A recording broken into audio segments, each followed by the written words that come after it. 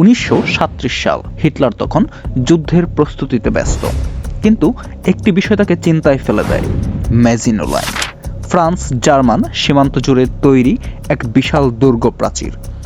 এই শক্তিশালী প্রতিরক্ষা ব্যবস্থা ভাঙতে হিটলারের দরকার ছিল নতুন কিছু, বিশাল কিছু। নির্দেশ দেন ক্রুপ স্টিল ওয়ার্কসকে, তারা যেন বিশ্বের সবচেয়ে বড় কামান তৈরি করে। এই প্রকল্প ছিল সম্পূর্ণ গোপনীয়। শত্রুর হাত থেকে তথ্য ফাঁস হওয়া ঠেকাতে অভ্যন্তরীণ নথিতে একে বলা হতো শুধু গুস্তাভ ডিজাইন।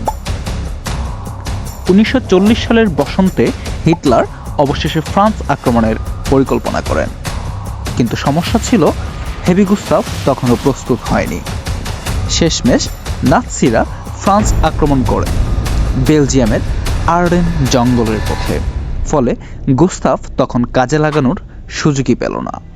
এরপর 1 বছর কেটে যায়। 1941 সালে অবশেষে এই দৈত্য অস্ত্র তৈরি সম্পন্ন হয়। এটি ছিল একটি রেলওয়ে গান, যা চলত 2টি সমান্তরাল ট্র্যাকে। ওজন 1350 টন, দৈর্ঘ্য 50 মিটার আর উচ্চতা ছিল 4 তলা ভবনের সমান। এক ব্যারেল 80 সেন্টিমিটার চওড়া, যা ছিল ইতিহাসের সবচেয়ে বড় ক্যালিভার। একটি গোলা বারুদ 7 টন পর্যন্ত ভারী এবং 6 মিটার পুরু কংক্রিট ভেদ করতে সক্ষম। পরীক্ষায় দেখা যায় প্রতিটি শট 30 মিটার গভীর গর্ত তৈরি করে এবং বিশাল কংক্রিটের দেওয়াল ঘুরিয়ে দেয়। কিন্তু তখন পর্যন্ত ফ্রান্সের পতন ঘটে গেছে। এখন হিটলারের নজর সোভিয়েত ইউনিয়নের দিকে। নাৎসিরা বিশাল অংশ দখল করে নেয় সোভিয়েত ইউনিয়নের, কিন্তু একটি শহর এখনও প্রতিরোধ করে যাচ্ছে, সেভাস্তোপোল। এই শহর ছিল তৎকালীন সবচেয়ে শক্তিশালী দুর্গ। হিটলার বুঝলেন এই শহর দখল করতে গেলে হেভি গুস্তাভই হতে পারে তার একমাত্র অস্ত্র।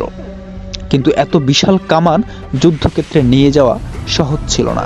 একটি বিশাল লজিস্টিক অপারেশন শুরু হলো। হেভি গুস্তাভকে খুলে 5টি আলাদা ট্রেনে তোলা হয়। মোট 100টি ওয়াগন লাগে একে বহন করতে। তারপর এটি পোল্যান্ডের মধ্য দিয়ে টেনে আনা হয়। সেভাস্তোপোলে পৌঁছানোর পর দেখা দিল আরেকটি সমস্যা, ঠিক কোথায় বসানো হবে এই অস্ত্র। এর জন্য বিমান থেকে পর্যবেক্ষণ চালানো হয়।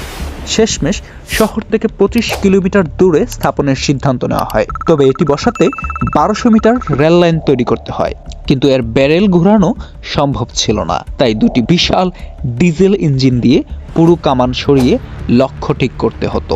এত বড় অস্ত্র শত্রুর নজর থেকে লুকিয়ে রাখাও ছিল কঠিন। এজন্য সেনারা কৃত্রিম পাহাড় ও পরীক্ষা তৈরি করে এটি আড়াল করেছিল। এমনকি আকাশ থেকে যাতে ধরা না পড়ে তাই 500 সদস্যের স্মোক গ্রুপ দল মোতায়েন করা হয়েছিল।